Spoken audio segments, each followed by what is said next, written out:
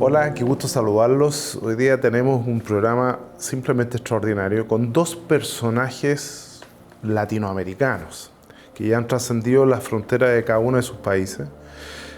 Cada una tratando de aportar una mirada muy particular desde la experiencia, desde el conocimiento, en este convulsionado mundo en donde algunas ideas han irrumpido muy violentamente después de la caída del muro de Berlín. El mundo se ha ido convulsionando y han surgido muchas banderas que son un poco difíciles de interpretar y que hoy día pretendemos que gracias a la experiencia y conocimiento de estas dos extraordinarias invitadas podamos entender qué es lo que efectivamente está pasando y por lo tanto tener una opinión fundada al respecto. Saludamos a Vanessa Kaiser. Ella es profesora, es filósofa, además una extraordinaria comunicadora y conocida sin lugar a duda por todos ustedes. Y también saludamos a Sarah Huff. Sara es una connotada también profesora, ella es escritora y una gran comunicadora en temas relacionados fundamentalmente con la mujer. Así que vamos a iniciar este viaje, el camino, este camino en conjunto que esperamos ustedes puedan disfrutar y vamos a tratar de hacerlo lo más desafiante posible para ambas. Vanessa, ¿qué es lo que está ocurriendo en este mundo tan convulsionado, en donde deberíamos estar de alguna manera como sociedad disfrutando del conocimiento, del bienestar y distribuyendo el conocimiento y el bienestar entre todos? Pero estamos más polarizados. ¿Qué es lo que está ocurriendo? Bueno, desde la caída del muro, como bien tú lo mencionaste, la izquierda derrotada tuvo que encontrar nuevos caminos para rehacerse, ¿no? Y porque ellos saben, esa extrema izquierda sabe que no va a ser electa en democracia, lo tienen clarísimo. Entonces, ¿cómo lo hacen para tomarse y para llegar al poder? Y ahí revivieron a Gramsci, ¿no es cierto? Que eso quiere decir dar la batalla cultural, porque ya la batalla política, económica la habían perdido, era muy difícil, y lo que hicieron además fue tomar a Carl Schmitt, que es un pensador que fue el gran jurista de Hitler, y ahí en su concepto de lo político, Schmitt dice que la política es esencialmente lo que hoy día conocemos como política identitaria, es decir, son grupos que se oponen entre sí, pero a nivel existencial. Es decir, son problemas que tú no puedes resolver con una política pública, entregando vivienda o tierras acá o qué sé yo, porque la existencia misma de ambos grupos hace que sean enemigos. Y lo que Schmitt plantea es que esto tiene que llegar al punto de querer exterminar al otro. Cuando uno ve a ciertas feministas decir abortar al macho, ¿no?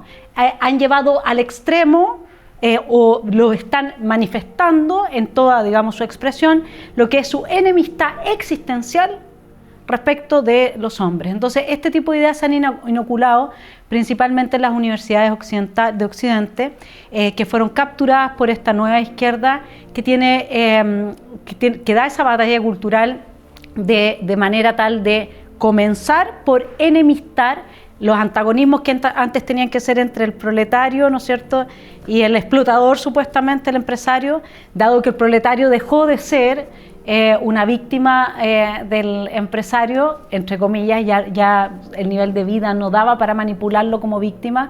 Entonces se inventaron estas nuevas categorías de víctima y claro, la más importante y fundamental en todo el plan de construcción de Occidente somos nosotras las mujeres las víctimas y bueno, eso se ha ido enseñando y tú sabes, la creencia al final es la que mueve a la acción y por lo tanto las acciones entonces van a ser naturalmente inspiradas en odio y en resentimiento y en victimismo, van a ser acciones violentas y antagónicas. Gracias, Vanessa. Me quiero tomar de dos o tres conceptos que tú dijiste y tiene que ver primero con buscar el concepto de la enemistad, que de alguna forma violenta la convivencia cívica y la convivencia social. Lo segundo, que hay un nuevo foco de identidad donde está la lucha, ya no está entre el proletariado y el burgués, o entre el proletariado y el empresario, sino que con grupos de identidad. Sara, en tu trayectoria, porque Vanessa lo plantea, que el tema con la mujer pareciera ser un tema importante, transversal, porque la mujer objetivamente ha sido objeto de postergación y de falta de reconocimiento de algunos derechos sociales a través del tiempo. Esa es la mirada, y frente a esa mirada se ha dicho, dado que la mujer entonces ha sido postergada, incluso con el derecho a voto o con entre comillas, menos derechos sociales laborales, de alguna forma la lucha es legítima. ¿Cómo lo ves tú eso? La verdad que hoy yo observo mucho, especialmente los jóvenes, y yo hice parte de esta juventud, donde no hacemos el trabajo de casa, el deber de casa, la tarea. Yo escribo en mi libro sobre lo que es el concepto de dumbing down, el embrutecimiento programado. Fuimos y seguimos siendo embrutecidos sistemáticamente por los medios de comunicación, educación y entretenimiento. Principalmente la generación de los 40 abajo, donde yo estoy, y cada vez peor. Hoy los jóvenes repiten y repiten informaciones sin se dar cuenta de lo que están diciendo. Es toda una vivencia basada en sentimientos. Yo me siento así, yo reproduzco un discurso que fue diseñado y implementado en mi cabeza sin mi permiso y sin que yo sepa. Entonces hay un consenso muy equivocado hoy en la gran parte de las personas jóvenes de que las mujeres siempre han sido víctimas del tiempo, pobrecitas, no tenían derechos, eran maltratadas, y que de repente en el inicio del siglo XX surgió el movimiento feminista, peleó, nadie sabe decir cómo, dónde, con quién, pero saben que peleó y empezó a distribuir tarjetitas de derechos a todas las mujeres. Muy bien, somos las feministas, peleamos, conquistamos el derecho, ahora puede votar, estudiar y muchas otras cosas. Más o menos es este raciocinio muy infantil y muy ingenuo que la mujer de hoy y muchos hombres piensan que fue lo que se pasó históricamente y no consideran muchísimos factores esenciales de la verdad. Escucharan, tragaran y hoy reproducen. Y esto se pasó conmigo. Yo escuché todo eso, a mí me parecía una tremenda de una injusticia, especialmente con mi categoría, que es de una mujer. Más el factor de que yo ya en una familia desestructurada, con tremenda violencia, yo me encajaba exactamente en lo que todo ese sistema describe como la víctima perfecta. Víctima de violencia, de esto, de no sé qué. Entonces yo sentía la necesidad, así como muchos sienten, de reivindicar algo. ¿Qué es este algo? Nadie sabe. Y acaban por repetir palabras efémeras, etéreas, que nadie sabe el significado. Libertad, empoderamiento, lucha por derechos. Si nos metemos ahorita en las calles chilenas a preguntar para una mujer ahí entre sus 25 y 35 años, ¿se considera feminista? Ah, sí. ¿Qué es el feminismo?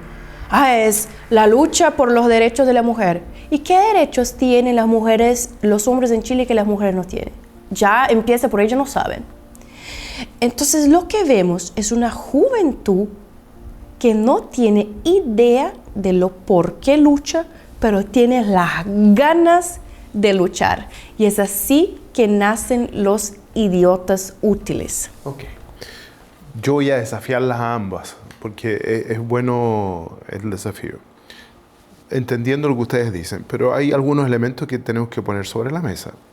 Porque la crianza de los hijos, por ejemplo, es una crianza en la cual debemos participar hombres y mujeres. En Chile, hablo de Chile, probablemente la realidad en otros países de Latinoamérica sea distinta, un gran porcentaje de los padres no participa de eso. Incluso no cumple con sus deberes legales de ayudar a la manutención de sus hijos. Entonces, ahí hay un claro desmedro porque la mujer se queda muchas veces con los hijos haciendo un esfuerzo gigantesco, un esfuerzo titánico para sacar adelante a su familia, mientras muchas veces los padres no están. De esa forma, no hay un motivo real para que efectivamente las mujeres pidan mejores condiciones que les permitan igualar esa cancha. El asunto, Ricardo, es que la izquierda sabe muy bien observar las heridas en la sociedad, los aspectos en la sociedad que hay que corregir, y por supuesto que nadie, y lo dice Sara, lo ha dicho innumerables veces, va a estar en contra de avanzar en la conciencia y en la legislación que impida el abuso, la violencia sexual, la violencia en contra de la mujer, el abandono de la familia. Todo eso está. Así como también, históricamente, hemos tenido buenos y malos empresarios. Empresarios que le pagan lo que corresponde a sus trabajadores, que tienen muy buen trato con sus trabajadores, y empresarios que son lo que se llama en el marxismo clásico explotadores, ¿cierto? Pero entonces, ¿qué hace la gente de la extrema izquierda? Viene y te dice, aquí hay un problema. Ah, sí, efectivamente hay un problema, tienes razón. Pero de ahí no se sigue que la solución que me estás proponiendo resuelva el problema, sino que muy por el contrario lo empeora. El feminismo, tal como lo describe Sara en su libro, es el intento de destruir la naturaleza de la mujer. ¿Qué tiene eso que ver con resolver los problemas de que hayan hombres que no se hacen cargo de sus hijos? En el fondo siempre es el mismo tema, siempre la astucia ideológica.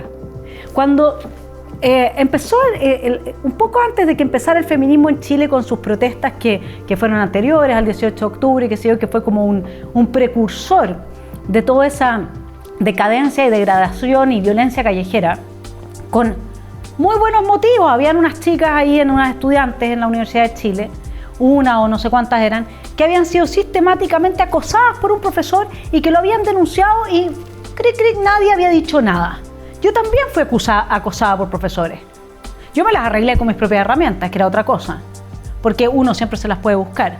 No es que vengan aquí, ay, me salve el chapulín colorado. Está bien, pero estoy de acuerdo. Yo estaba de acuerdo con esas movilizaciones. Pero hubo un momento en que yo dije, acá hay algo más de fondo.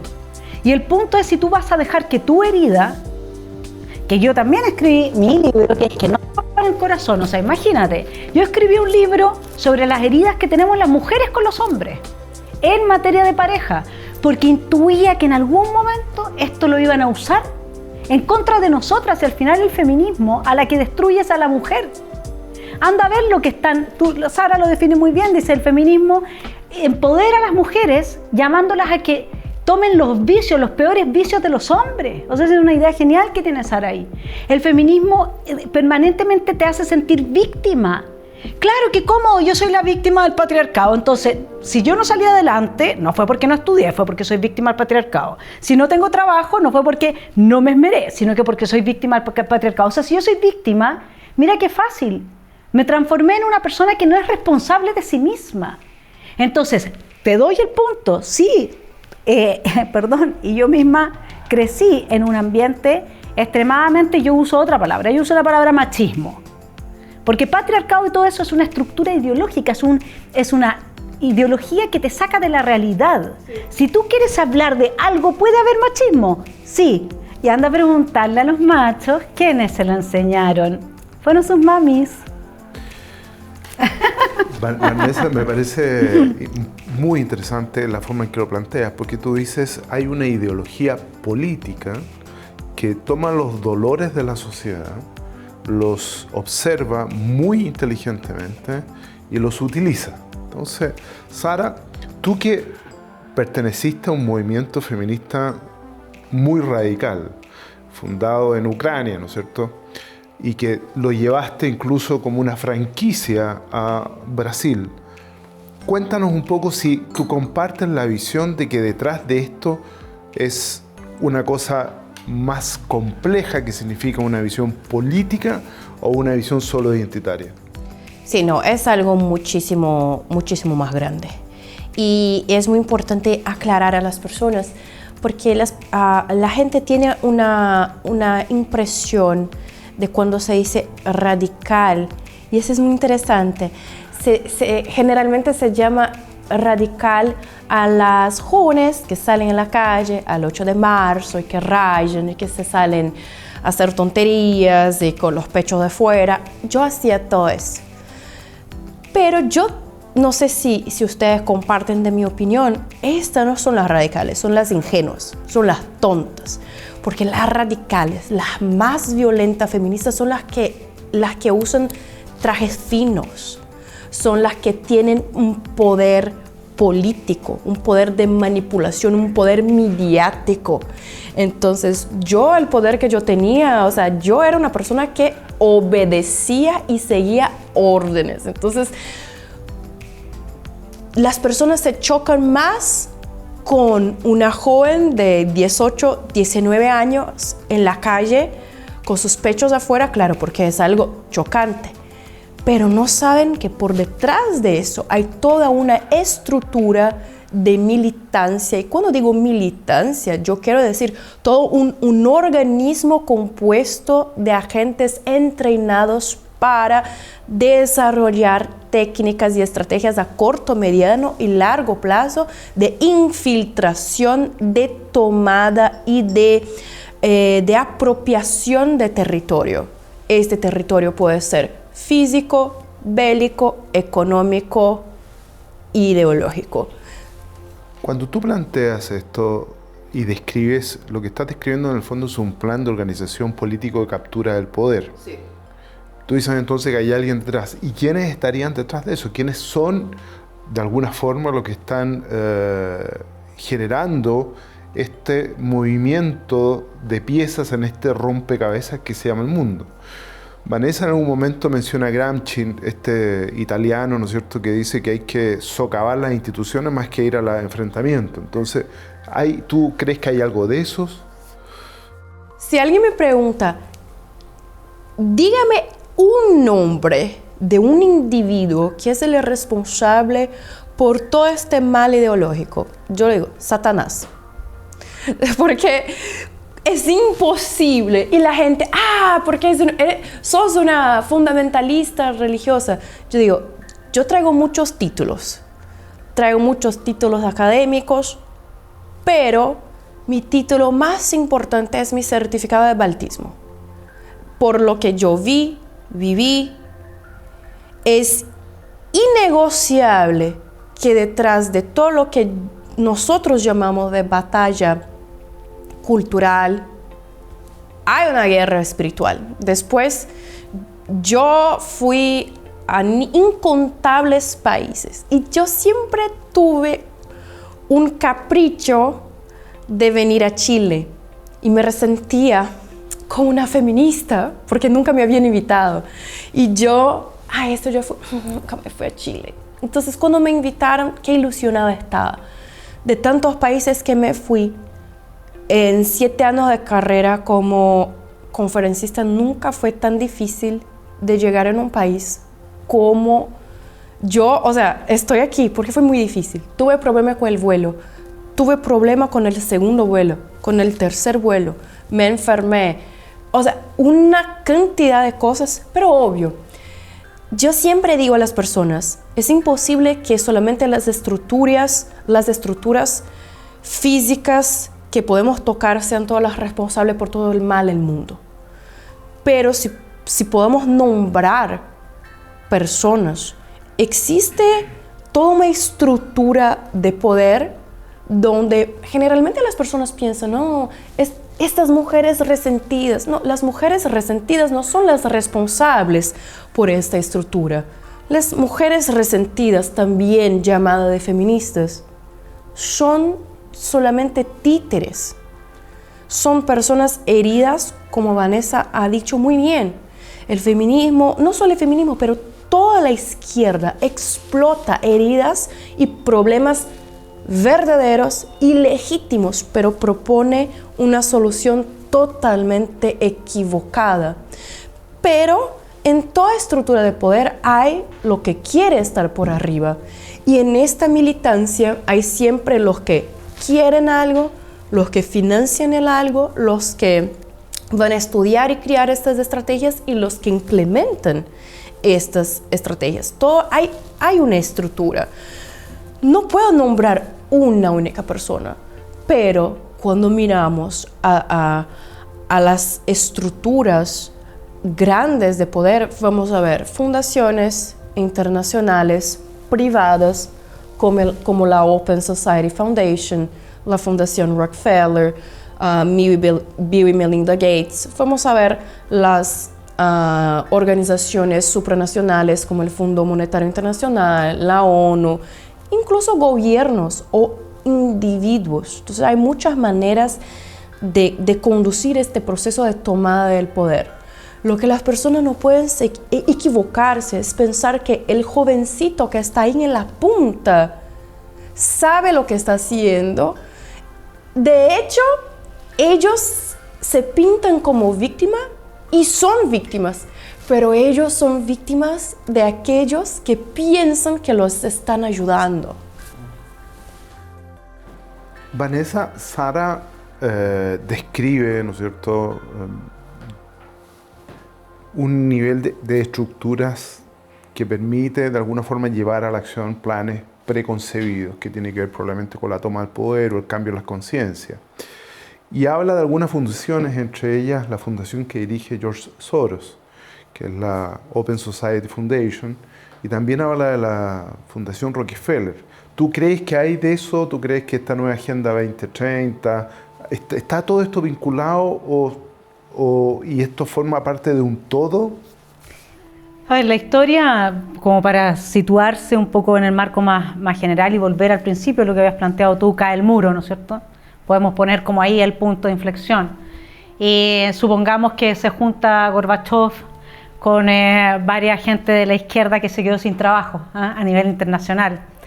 Y se preguntan, ¿y cómo lo hacemos ahora? Si a nosotros nadie nos elige democráticamente, esta gente esencialmente antidemocrática, el feminismo es esencialmente antidemocrático, es anti todas las estructuras republicanas y occidentales, porque simplemente todo sería ilegítimo producto que es un patriarcado, producto que resulta del patriarcado de una dominación del hombre sobre la mujer. Por lo tanto, todo el orden que se sigue es un orden que es ilegítimo e injusto, ¿se entiende? O sea, por eso es que no importa la democracia representativa, denos cuotas, por favor, pero eso ellas no se dan cuenta o no quieren aceptar, que significa que si yo voto por ti, que eres hombre, y Sara vota por Yosmar, que es mujer, y le dan a Yosmar el cargo, ¿no es cierto?, el cupo por igualdad de género, entonces mi voto vale menos que el de Sara. Es decir, se establece la desigualdad intermujeres, ¿se entiende? Entonces, ¿qué es lo que hace esta gente? Dice, bueno, ¿qué es lo que nosotros tenemos que es más fuerte que los gobiernos nacionales? Los organismos internacionales, las fundaciones transnacionales, incluso las grandes transnacionales, los capitales transnacionales, la banca. Aquí está muy metida la banca en todo esto también. Y hoy día no es un tema de creer si es que Soros, la Open Society lo dicen open, digamos, o sea, es cosa que uno se meta a lo que fue la reunión de la ONU en el Cairo, en Beijing, y ahí ellos plantean control poblacional, y eso pasa por fomentar el feminismo, porque el feminismo considera que el asesinato de tu hijo es salud pública y es un derecho a la salud, ¿sí? Ese es el punto, y con eso va reduciendo. El año pasado nomás, según la misma OMS, se abortaron 72 millones de niños en el mundo. 72 millones que fueron legalmente considerados. Eso quiere decir Alemania completa borrada del mapa. ¿Y esto a dónde nos lleva? Esto nos lleva al sueño que ellos tienen, cuál es el mundo que ellos se piensan, estas élites que quieren un mundo con una población muy reducida, que se convencieron de algo así como el neomalthusianismo, que es que, claro, y esto viene en el Club de Roma, todo, y te voy a leer cuál es el norte final del feminismo escrito por un hombre, porque aquí tienes otro problema, que es un problema psiquiátrico, que es que estas generaciones que tenemos ahora en Occidente están dominadas por lo que Freud llamaba el tánatos, un deseo de autodestrucción. Se quieren morir, la gente está deprimida, se quiere morir, por eso tú le ofreces un sentido de vida cualquiera y ni siquiera lo piensan, salen a entregarse a niveles que son absurdos cuando ni siquiera es un sentido de vida. Mira, te leo. A medida que los hombres mueran y el milenio feminista se acerque, las mujeres gradualmente tomarán control de todas las posiciones anteriormente ocupadas por hombres. La familia tradicional cambiará. podría desaparecer completamente y ser reemplazada por familias extendidas o de crianza colectiva, marxismo puro y duro.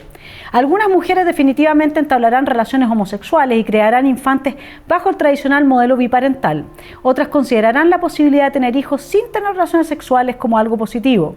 Como es de esperar, para otros, la pérdida de las relaciones heterosexuales será una gran fuente de infelicidad. Yo lo que quiero plantear acá es que la educación no sexista de la cual se está discutiendo hoy día en Chile cambia parte de la base de que nosotros vivimos en un sistema que es patriarcal y que es androcéntrico, es decir, que ha puesto históricamente al hombre en el centro. No se equivoquen, no es el hombre el que iba a las guerras y moría como los piojos. No es porque todos los hombres alemanes murieron en la Segunda Guerra Mundial que fueron las mujeres las que reconstruyeron Berlín y todas las ciudades. No, porque la vida de la mujer nunca se ha resguardado, ¿no es cierto? O sea, realmente es absurdo, solo la premisa del patriarcado es absurdo. O sea, en la época de la Revolución Francesa, ¿qué es lo que tú tenías? El Estado llano eran todos los hombres y todas las mujeres, había una pequeña cúpula de aristocracia.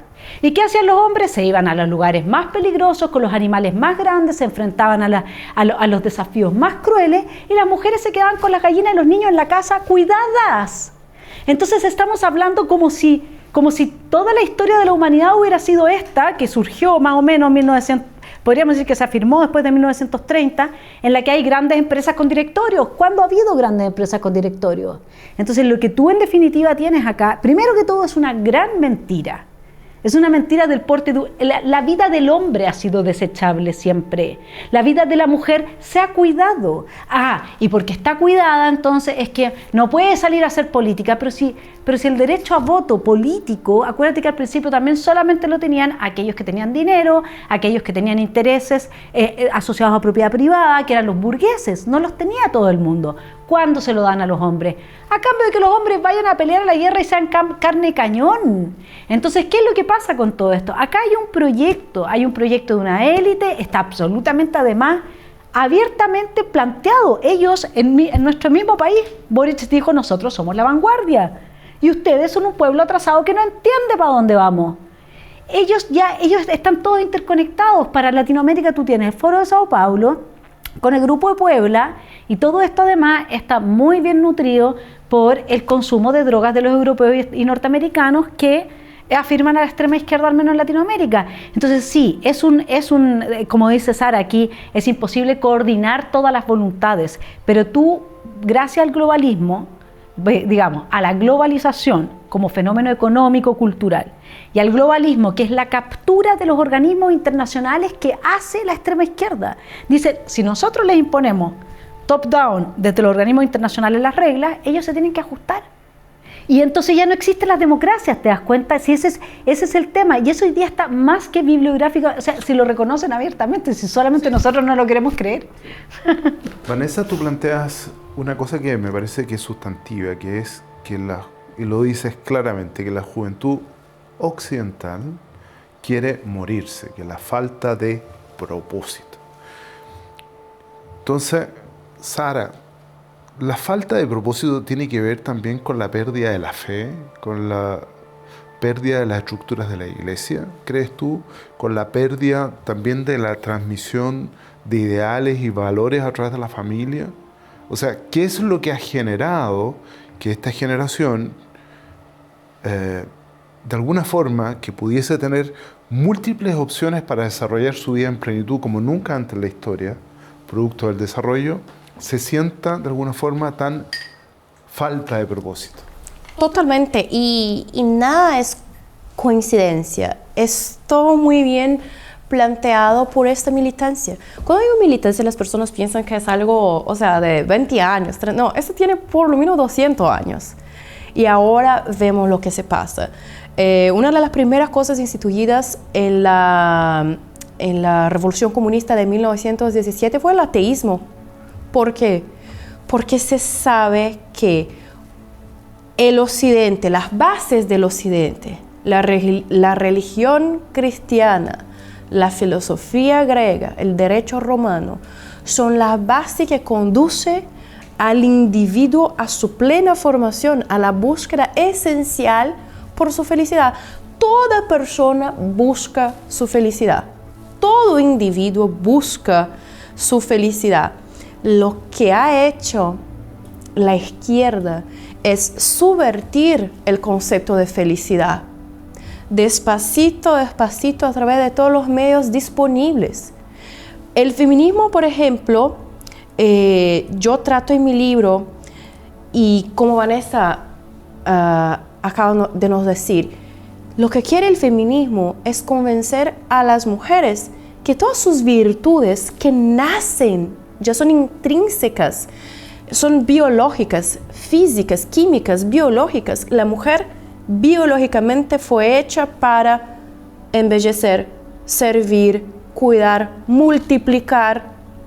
El hombre fue hecho para proveer, proteger, presidir. Ambos pueden hacer las mismas cosas, sí, pero nunca van a poder. Claro, siempre hay pequeñísimas excepciones, pero yo como mujer puedo hacer lo que un hombre hace, pero nunca voy a ser tan bien ejecutado como un hombre. Entonces, un ejemplo muy, muy, muy débil. Si yo tengo un niño, Vanessa, si tienes un niño recién nacido, tu hijito, o sea, piensa en tu hijo ahí, uno de tus hijos con 1 o 2 meses, y tú tienes un viaje que no puede adelantar de 3 días. Confía dejar tu bebé de 2 meses con tu mamá o con tu marido. Con la mamá, obvio. Y eso no es una discriminación en contra del hombre. Es sentido común. El hombre puede cuidar de un bebé, pero por sentido común somos inclinados a pensar que una mujer lo puede hacer mejor. Él lo puede ejecutar. Pero una cuestión estadística, muy probablemente una mujer lo puede hacer mejor. Si de repente necesitamos de un ejército de 4.000 hombres para defender una propiedad y de 4.000 mujeres, ¿cuál en estadística, en dato, en ciencia, puede ejecutar esta acción mejor? 4.000 hombres.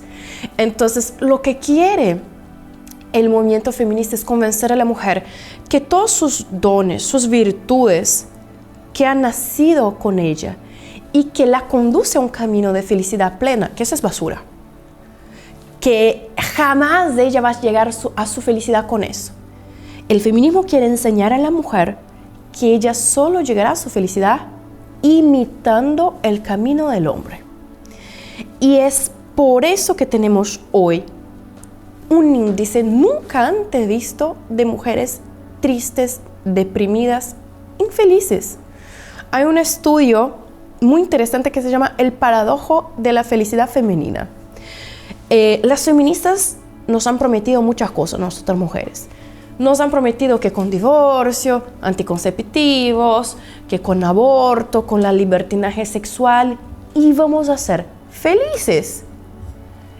Entre tanto, lo que se pasó es que cuanto más acceso a todas estas cosas tuvimos a lo largo de los años, comparado con los índices de felicidad, se supone, el feminismo prometió que con todo eso seríamos felices, ¿no? Lo que se pasó es que nuestros índices de felicidad, totalmente. Hoy, un estudio de la Universidad de la Wharton School nos enseña que la mujer es considerada triste en comparación a las mujeres de los años 40, 50, 60, donde estas ideologías no eran tan difundidas. ¿Por qué? Porque hoy la mujer busca su felicidad en cosas que no es propio de su naturaleza. ¿Puede ejecutar? Sí puede. Yo puedo hacer lo que quiera, pero ni todas esas cosas me convienen. Otro ejemplo tonto, pero que ilustra muchísimo lo que quiero decir. En Brasil, en una ciudadcita muy cerquita de la mía, la alcaldía, la municipalidad necesitaba de personas para trabajar en la construcción pública. Abrió entonces la posibilidad para hombres y mujeres aplicar entonces para conseguir los trabajos. Habían 2 pruebas. La primera, una prueba, ¿no?, escrita para probar que tú tienes la capacidad, el conocimiento necesario para trabajar así. Hombres y mujeres pasaron la segunda prueba. La segunda prueba fue cargar un paquete de cemento de 50 kilos por 100 metros. ¿Quién logró? Los hombres. Y las mujeres desempleadas. Esto fue justo. De la perspectiva legalista, fue justo porque en la Constitución brasileña está muy bien descrito que no se puede discriminar a nadie basado en sexo. Entonces no se podía dar 20 kilos a las mujeres y 50 para los hombres. Pero de un punto de vista moral, no es justo, porque la justicia es la virtud de regalar al individuo lo que le pertenece. Es imposible para una mujer que necesita de un trabajo, necesita comer, tener dinero, pagar sus cosas, conseguir este tipo de empleo, porque ella no tiene la capacidad física para adquirir la fuerza necesaria para cargar eso. Entonces, cuando las feministas dicen que el feminismo lucha por la igualdad del hombre y la mujer, es cierto, quieren la igualdad, pero ni siempre la igualdad es buena. La igualdad ni siempre es buena. Y digo más, un movimiento que lucha por la igualdad de todos, eso está muy mal, porque somos distintos, tenemos nuestras particularidades, nuestras individualidades, distintas capacidades. Yo digo que nosotros, que no somos de izquierda, somos los verdaderos luchadores por la diversidad. Hay que comprender, mujeres y hombres son distintos. Mientras ellos ponen toda su fuerza en ser iguales, no logran llegar al fin último que el ser humano quiere, que es la felicidad. Muy interesante como lo planteas, Sara, y tu mirada. Quiero volver con el tema del propósito, porque en una sociedad que tiene heridas reales y dolores reales, es súper legítimo que quienes tengan esas heridas o esos dolores busquen cómo aliviarlo. Y pareciera ser que el tener un propósito es una forma, por lo menos para algunos, de aliviarlo. Entonces, como filósofa, ¿cómo volvemos a entregarle un propósito a las nuevas generaciones cuando las arquitecturas que teníamos sociales, en las cuales estaba fundado el conocimiento social, como la estructura de la familia, como el profesor como imagen paterna, el pater family como el que no acogía pero sí conducía, la estructura de la iglesia se ha ido derrumbando, se ha ido puesto en nebulosa? Entonces, la gente hoy día que está un poco más desorientada y más perdida, ¿cómo tú le entregas un sentido? Porque a lo contrario, el dolor va a seguir expandiéndose y estas ideologías, como ustedes señalan, que potencialmente capturan a estas nuevas generaciones para seguir creciendo. Entonces, ¿cómo revierte esta situación? Bueno, yo creo que lo primero que tenemos que hacer es un plan nacional y exportable, hablando desde Chile, exportable a todos los países de Occidente, en contra del consumo de drogas para niños que vaya desde pre-kinder hasta cuarto medio, con experiencias que vayan desde analizar biológicamente cuál es el resultado del consumo de drogas hasta ya tercero o cuarto medio, visitar a gente que sea víctima del consumo de drogas. ¿Y por qué lo digo? Porque toda esta ideología que ha destruido la raigambre que teníamos a nuestras estructuras tradicionales, está aquí, está en el Anti-Edipo. Y en este libro, de estos señores que son padres filosóficos de la ESI y de todo lo que es la nueva concepción antropológica que ellos nos proponen. Aquí hay una concepción antropológica materialista genital que por supuesto que es satánica en la medida en que invierte. Nosotros siempre en nuestra cultura cristiana occidental hemos estado anclados en la idea de que la razón tiene que gobernar a las pasiones. Las pasiones se ubican en las vísceras y se ubican en la genitalidad, y la razón es la que maneja y domina eso. Cuando tú dominas tus emociones, tú eres una persona que es capaz de dar cuenta y de ser responsable de tus acciones. En la medida en que tú inviertes eso y pones donde estaba la razón, la genitalidad, y pones a la razón en la genitalidad, de hecho un niño después de haber sido estimulado sexualmente con esta conócete a ti mismo a ver si naciste en el cuerpo equivocado, y en prekinder los hacen masturbarse en el colegio, ¿no es cierto? Ese niño después, ¿cómo aprende matemáticas? quedó psíquicamente destrozado, no puede aprender matemática. Ahora, ¿cuál es el piso más seguro para el éxito de esta ideología? Que es el nuevo hombre. No es que siempre les gusta hablar del nuevo hombre, el marxismo, ¿cierto? El marxismo puro, pero con otro disfraz. El esquizo. Para ellos el esquizofrénico, el que no distingue arriba de abajo, el que no distingue, el que está desedipidizado, por eso el antiedipo. ¿Qué significa desedipidizado? No reconozco madre ni padre, por lo tanto, ellos promueven el incesto acá. De lo que se trata es de desestructurar toda la naturaleza que ellos asocian efectivamente a un proyecto cristiano de vida. Porque para ellos los seres humanos somos máquinas deseantes, somos tabula rasa. Entonces, en ese sentido es la inversión, por eso Juan Pablo II hablaba de la cultura de la muerte. La cultura de la muerte es la inversión de la cultura de la vida. Entonces, lo primero que uno tiene que hacer es cuerpo sano, mente sana. Los niños tienen que entender desde chicos y los adultos tenemos que ir con ellos hasta las últimas consecuencias, dado que ahora se está legalizando la droga en todas partes, porque esto es la guerra al opio. Detrás de esto está China también. ¿Quién financia la OMS y todo esto? China. ¿Y China qué es lo que vivió en la guerra del opio en el 1800 y tanto? Que Inglaterra destruyó a China con el opio, la degradación, la degeneración y la decadencia. Entonces, ¿qué es lo que están haciendo con Occidente? Eso. Si esto es puro geopolítica y estrategia. Entonces, ¿cómo tú recuperas un sentido de vida? Yo, en el momento en que vi esto, yo tengo que reconocerlo, nunca me ha faltado el sentido de vida. Pero aquí algo me dolió más profundo. Esto es con los niños. Esto es con los niños. Ver una feminista embarazada de 9 meses, que en su guata, en su panza dice... This is not a human yet, no es todavía un ser humano, se puede abortar hasta el último día, se puede abortar cuando la cabecita de la guagua está saliendo, se puede cortar esa cabeza. Usted crea o no crea en Satanás, me da lo mismo. Si usted me dice que eso no es satánico, y es más, en California hoy día, tú puedes dejar morir a tu guagua hasta los 28 días de nacida. Porque, bueno, puede ser que la hayas tenido y no tengas ganas de tenerla. Y hay gente, académicos, que postulan el post-aborto, hasta que el niño tenga identidad. ¿Y qué es lo que es la identidad si no te dejan forjarla? Si hoy día tú eres niño, lo primero que te preguntan, ¿estás seguro que te sientes bien en tu cuerpo? ¿Quién se siente bien en su cuerpo? Ni yo me siento bien en mi cuerpo, me hago todos los días, hago gimnasia, hago dieta, hago ayuno, etcétera, ¿no es cierto? Entonces ellos usan eso, ese sentirse incómodo con el cuerpo de uno, para impedir que tú forjes tu identidad. Te voy a decir, son 9 lazos. 9 lazos los que se cortan. Curiosamente, Jesús muere a la hora 9, ¿sí? O sea, es una cosa muy impresionante porque yo estoy haciendo el trabajo de la teología del exterminio, es decir, teología política desde Carl Schmitt. Tratar ellos de ser dioses, tratar ellos de crear al nuevo hombre, tratar ellos de crear la nueva naturaleza. En eso están, eso es lo que son estos neoentes, ¿no? Que aquí está muy bien descrito por Miklos Lukács.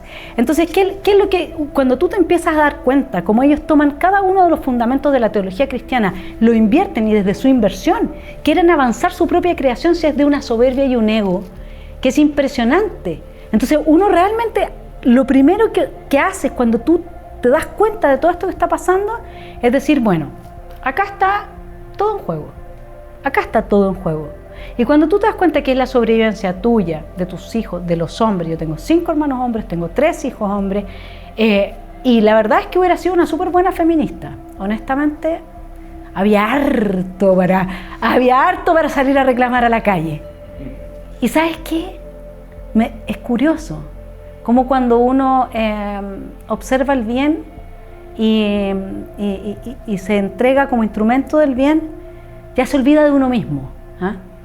¿Por qué? Porque esto que nos están haciendo y esto que están avanzando, cualquier persona que tome conciencia no va a poder dejar de luchar por ello, y eso le va a dar sentido a tu vida nuevamente. Y hay que partir, te insisto, por recuperar el discurso que teníamos antidroga, porque el día que tú tienes un niño que está consumiendo marihuana en 5º básico, lo perdiste. Vanessa, planteas una cosa que es muy importante, que tiene que ver con la geopolítica, y dices que en la medida que volvamos a reconstruir ciertas estructuras, vamos a tener un sentido, y que además, cuando uno conoce este plan, tú dices, tengo que tomar en el fondo una definición. ¿Qué te hizo clic a ti de transformarte o de pasar de un estado en que aceptabas de alguna forma estas condiciones, Sara, estas premisas, con respecto al feminismo a después decir, no, no es lo que yo realmente quiero? Antes no era feliz y ahora sí lo soy. ¿Qué pasó ahí? La verdad es que nunca hubo un clic. Desde el primer momento que yo me involucré en el feminismo, yo entendí que eso no era algo bueno. Yo entendí que no era para eso que yo había sido hecha. Todavía me quedé ahí porque yo no tenía ninguna otra perspectiva de vida. ¿Cómo quisiera yo que tan herida que yo estaba, de una familia desestructurada, un hermano metido en el narcotráfico, que durante toda mi infancia, mi niñez, pegaba a mi papá, pegaba a mi mamá, pegaba a mí, que me echó de mi casa a los 16 años, fui a vivir en las calles, a los 16 me metí en la prostitución, abusada, violada, pegada. A los 16 ya odiaba a los hombres, a la familia y a Dios. El mundo me ha hecho, o sea, ninguna ideología me ha hecho. Las ideologías han transformado el mundo y el mundo ideologizado me ha herido. Entonces, yo a los 16 conozco que de los hombres, violencia. Conozco que de Dios, sadismo, porque yo como católica me iba a la catequesis, me decían que yo era una hija amada, querida por Dios. Entonces no entendía, entonces Dios no me amaba, porque yo sufría. Entonces conocía que de Dios, sadismo. ¿Y qué era familia para mí? Abandono. Entonces el mundo ideologizado crió la víctima perfecta para servir de marioneta ideológica. Entonces, en este contexto de mi vida, yo cuando conozco el movimiento feminista, o sea, con eso de vamos a luchar por empoderamiento, independencia, en contra de las violaciones, en contra de la violencia contra la mujer, todo lo que yo había sufrido en mi piel, maravilla, esto es lo que va a sanar mis heridas. Entonces, hay dos motivos principales por lo cual un joven se involucra en estos movimientos identitarios, sea de racialista como indigenista o Black Lives Matter, o ambientalista, o estudiantil, o de personas desfavorecidas, o feministas, homosexuales. Primero, sanar heridas personales, y segundo, que es en realidad una virtud muy legítima, que es la caridad, el amor al próximo. Es, me pasó eso, no quiero dejar que se pase con el próximo. Eso no se pasó conmigo, pero yo escuché, yo vi y no quiero dejar. El movimiento que uno lo hace es legítimo. Las herramientas que se lo regalan, totalmente equivocadas. Desde el principio yo supe, este no es mi lugar. Pero yo no tenía para dónde ir, no tenía familia, yo tenía amigos, yo de repente estaba en toda la prensa, tenía la fama, me financiaba, entonces yo tenía plata, 18 años, plata, un montón de amigas, fama, ¿qué más quiere alguien de 18 años? ¿No? ¿Yo me sentía feliz? No, pero tampoco sabía qué hacer de mi vida, de qué es. Yo incluso digo que eso es una crítica constructiva a nosotros, que hoy somos cristianos conservadores.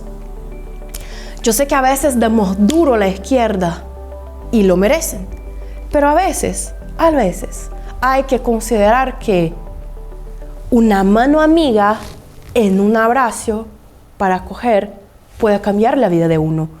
Porque si yo tuviera una persona, qué triste que yo fui a encontrar a quien decía luchar por los derechos de la mujer, no en la iglesia, en un movimiento ideológico.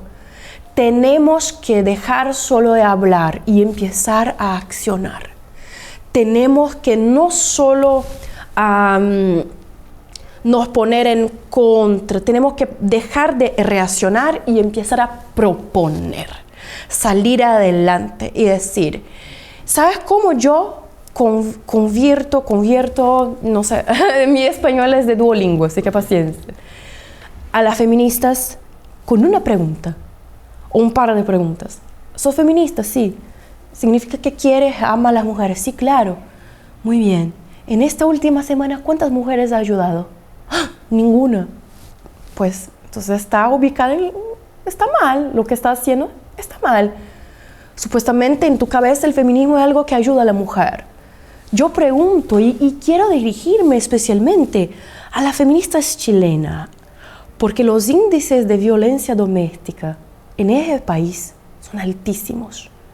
Los índices de violación altísimos. ¿Y las feministas qué están haciendo? Y la culpa no era mía. Esta tontería, ¿a cuántas mujeres violadas ayudan?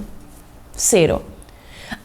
Salir a la calle el 8 de marzo, rayar, hacer...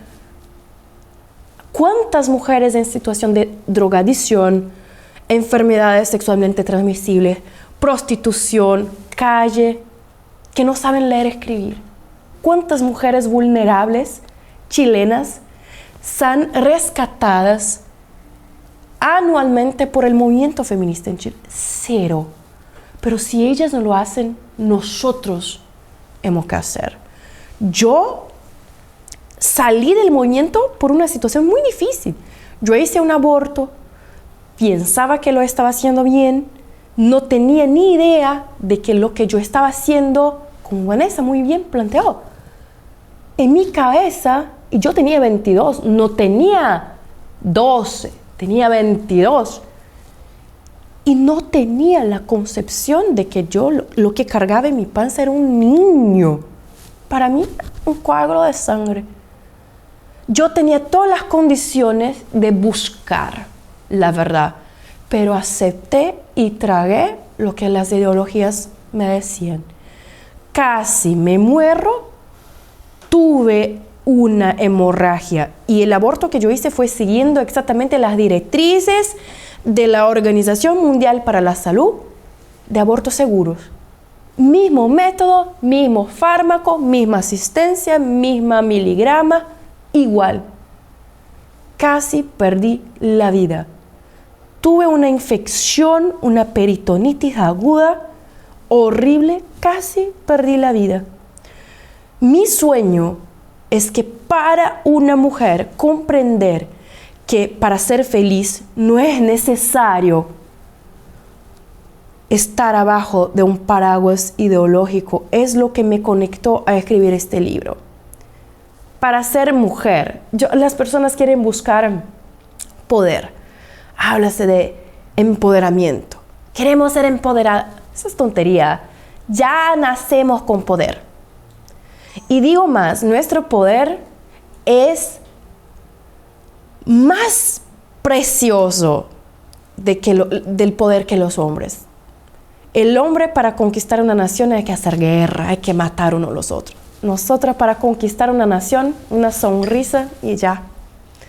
Así que ha llegado la hora que la mujer tiene que percibir que ya nace con poder. No hay que copiar a los hombres. Gracias, Sara. Bueno, yo estoy feliz con la boca abierta escuchando a estas dos mujeres que son verdaderos personajes y realmente que nos han dado una mirada muy profunda. Antes de despedirnos, quisiera que tanto Vanessa como Sara dijeran con total libertad en un par de minutos lo que ellos consideran importante en estos tiempos tan complejos y convulsos. Sí, bueno, gracias Ricardo y por tus excelentes intervenciones, preguntas y por guiarnos aquí en este pimponeo. Una vez un hijo mío, el mayor, me dijo, tenía como 9 años, ¿no? Y me dijo, mamá, hay algo que no entiendo. ¿Qué cosa? Le dije. Yo no entiendo por qué la gente no piensa sobre lo que piensa.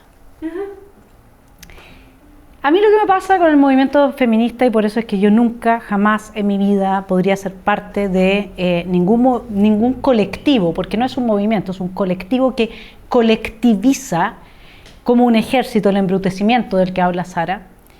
A mí me repugna. A mí me repugna que una persona abandone su capacidad de pensar, abandone su propio juicio, entregue su identidad se vista como otra, se peine como otra y levante la mano haciendo un saludo casi de Hitler, y suponiendo, y más encima suponga que con eso está haciéndole el bien a la humanidad. Porque desde ya el libro, no me acuerdo si el primero, en la República de Platón, pero uno de los grandes problemas que enfrenta Sócrates es nuestra tendencia al autoengaño. Es tan fácil autoengañarnos. Y la verdad es que si a mí alguien me dice, no, mira, todo lo que te ha sucedido, Vanessa, si tú no has llegado más lejos, tus frustraciones, si has sentido desamor, todo es porque hay algo allá afuera que es responsable de tu dolor, tu fragilidad, tu sufrimiento y tu falta de avance respecto de lo que serían tus expectativas. Por supuesto, qué cómodo, ¿no? Los hombres tienen la culpa. ¿Qué significa que los hombres tengan la culpa? Significa que un niño que nace hombre es culpable por tener pene. Es culpa colectiva genitalizada.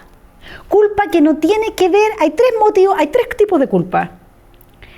La culpa por elegir libremente lo que uno hace, por acción, la culpa por omisión, y solo con los totalitarismos se inventó el tercer tipo de culpa, que es la culpa por existir, por haber nacido. Es una culpa colectiva que se asocia normalmente con el nazismo, se asociaba a la condición, ¿no es cierto?, supuestamente racial, como si el pueblo judío no fuera infinito, pero bueno, religiosa, y con el bolchevismo y el marxismo en general se asocia a la pertenencia de una clase. Tú eres culpable por haber nacido hijo de un burgués, tú eres culpable por existir. Bueno, el feminismo es una ideología totalitaria, concuerdo con Sara que no hay, más o menos, hay gente que entiende mejor y gente que entiende peor. No saben ni siquiera distinguir, que ya lo tiene Tocqueville en la democracia en América, hay una igualdad que es la igualdad de derechos políticos y que podríamos incluso apoyar con el mérito, con la meritocracia, en la que evidentemente yo quiero que mi voto valga igual que el tuyo, pero no quiero que mi voto valga más que el de Sara si es que yo elijo una mujer, digamos. O sea, me están destruyendo los derechos políticos, la base de la igualdad política. Eso es una cosa. En el mérito, por supuesto, si yo tengo mérito para ser contratada, mucho más que un hombre, no tienen por qué dejarme fuera también por motivos genitales. Ahí está operando la misma antropología materialista que niega nuestra espiritualidad, que estaba en el primer y el segundo proyecto de nueva constitución rechazados en este país. El segundo proyecto mandataba al Estado a distribuir por genitales los cargos dentro de la sociedad, en todos los ámbitos de la sociedad. Eso es satanismo puro y duro, es antropología materialista genital. Nadie discutió sobre estos temas. Casi nos pasan de colado toda una ideología que se instala institucionalmente y destruye los fundamentos de la República en Chile. Entonces, el llamado realmente en todo esto, uno, qué vergüenza ser feminista y repetir exactamente la idea que repite otra persona. Porque eso es ideología, eso no es una teoría, es una ideología que castra tu pensamiento, que te castra a ti como ser humano, que destruye tu singularidad, que hace que no valgas más que lo mismo que un pez en un cardumen. Saco una vagina, pongo otra y es exactamente lo mismo. Se pierde la dignidad humana, la unicidad, la singularidad, todo por lo que hemos luchado en Occidente. Somos la mejor civilización que existe con todos los problemas que tiene. Pero eso es repugnante, ser miembro de cualquier tipo de colectivo. Eso es lo que yo puedo decir y creo que tenemos la obligación hoy día, dado que en Chile se está avanzando de forma brutal con esta ideología, tenemos la obligación de llamar a que por favor estudien, aprendan. Como decía Sara, hay mucho en la web, hay mucha gente que se está dedicando a dar esta batalla. Somos una delgada capa de gente en la fachósfera, en las redes, las que estamos evitando que aquí termine por triunfar esto y que en definitiva, quizás según este plan, si alguien quiere tener un hijo hombre, en un par de décadas más se tenga que esconder en una catacumba, ¿no? Sí. Y yo no tengo mucho que acrescentar, pero si alguien me pregunta hoy, ¿cómo podemos salvar el mundo? Yo diría, empieza a desarrollar virtudes, un noviazgo santo, matrimonio, tenga muchos hijos, una familia grande y cría a sus hijos en las virtudes. 2, 3 generaciones arreglemos las cosas. Muchas personas piensan que la salvación vendrá, la salvación será mediante la política. La salvación será mediante la vida intelectual. Yo digo, la salvación será mediante lo que más intentan destruir, la familia. Bueno, ustedes espero que hayan disfrutado como yo esta maravillosa exposición. Yo solo quisiera agregar una cosa, que hay una herramienta muy poderosa que se llama amor. Y creo que el amor es sanador para todos, y uno desde el dolor, pero si abraza el amor de distintas maneras, puede sanar y puede efectivamente enfrentar todas las tinieblas. Gracias infinitas a ambas por esta maravillosa tarde. Espero que ustedes también lo disfruten como yo lo he hecho. Vanessa, un placer. Sara, Muchas gracias. un placer.